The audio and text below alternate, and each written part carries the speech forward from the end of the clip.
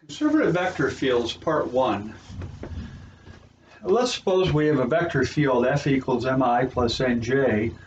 Here's a test for conservative. If we take the partial of m with respect to y, and that's equal to partial of n with respect to x, then it's conservative. It turns out if we have a conservative vector field, all the following follow. This little circle here says we're doing a line integral around a closed path. And so C would look, something like this. Could be traversed counterclockwise or clockwise, but we would basically finish up where we start. That will always be zero. Number two, the line integral of f dot dr along any path C, could be closed or otherwise, is path independent. In other words, if we have 2 points, you can follow this direction or you can follow this path, and you get the same answer. That's path independence. Second of all, there exists some potential function p of xy such that the negative gradient of p is equal to f itself. This is the potential function that you study in physics, gravitational potential energy, also electric potential. It's basically the same function. We're just applying it in a mathematical sense. And also that you can group these two together. You can calculate any line integral by doing p initial minus p final. x0, y0 would be an initial point, and x1, y1 would be a final point. So C would be, you can start here at x0, y0 and travel to x1, y1. And you would go in this direction. One thing worth noting is math texts actually reverse this. They get rid of the negative, and then they do final minus initial to make it consistent with the fundamental theorem of integral calculus from Calculus 1. But unfortunately, it does not agree with the idea of potential in physics. So I was confused about that when I was a young college student. As a matter of fact, my physics professor was confused about that. He had us go ahead and change this definition in our physics book. And of course, for a while, nothing made sense, and I had to figure that out on my own. So we'll stick with the physics definition because that's what you'll use in physics class. Here's a problem. Let's suppose we have f equals 2x plus 2i plus 2yj.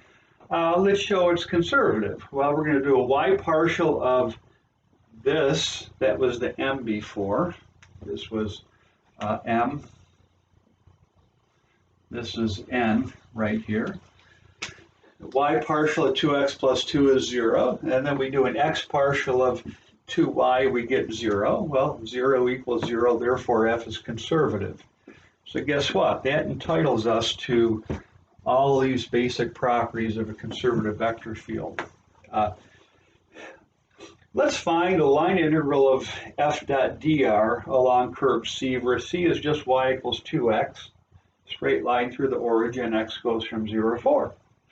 Well, we do f dot dr, there's f, there's dr, and we get 2x plus 2 dx plus 2y dy. It's nice the variables are all separated already, x here, y here. And we can integrate the x portion from 0 to 4, and the y portion from 0 to 8. And I just did this integral quickly. You can do it in a pencil and paper if you want, but the first integral is 24, the second one is 64, 24 and 64 is 88. Number 3, we illustrate path independence. Instead of going the straight line, y equals 2x went diagonally along there. We're going to instead go along the x-axis and then vertical. Since it's conservative, we know we have path independence, so if we go horizontal then vertical, we better get 88. So we're going to start with C1. On C1, we take f dot dr, that's this expression right here. And notice along C1, y doesn't change, only x changes. So since y doesn't change, you can make dy 0, and also along the x-axis y is equal to 0. So what happens is this last term zeroes out on 2 counts. And so you can simplify to 2x plus 2 dx, and then we can integrate from 0 to 4, 2x plus 2 dx, and we get 24. Then we can go along C2, and we can start with our f dot dr. Along C2, notice x is 4, x is fixed at 4, it's constant, so you can fill that in, but dx is 0. X doesn't change, x doesn't deviate from 4. So this drops out, and we just end up with 2y dy.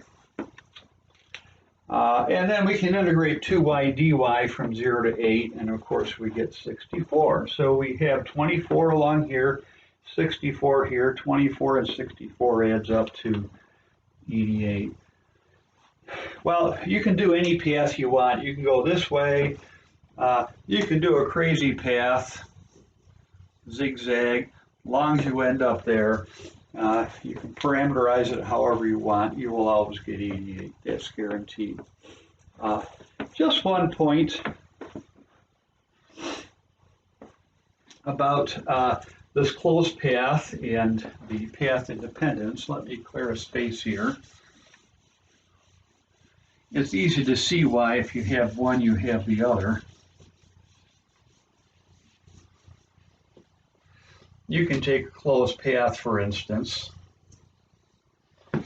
pick 2 points on the closed path, and if you go in this direction, let's suppose the integral is 15. Then what happens is, since we have path independence, along this path we also have 15, because we have path independence. Well, guess what? If you go the other direction, if you reverse it, going in this direction, it's negative 15.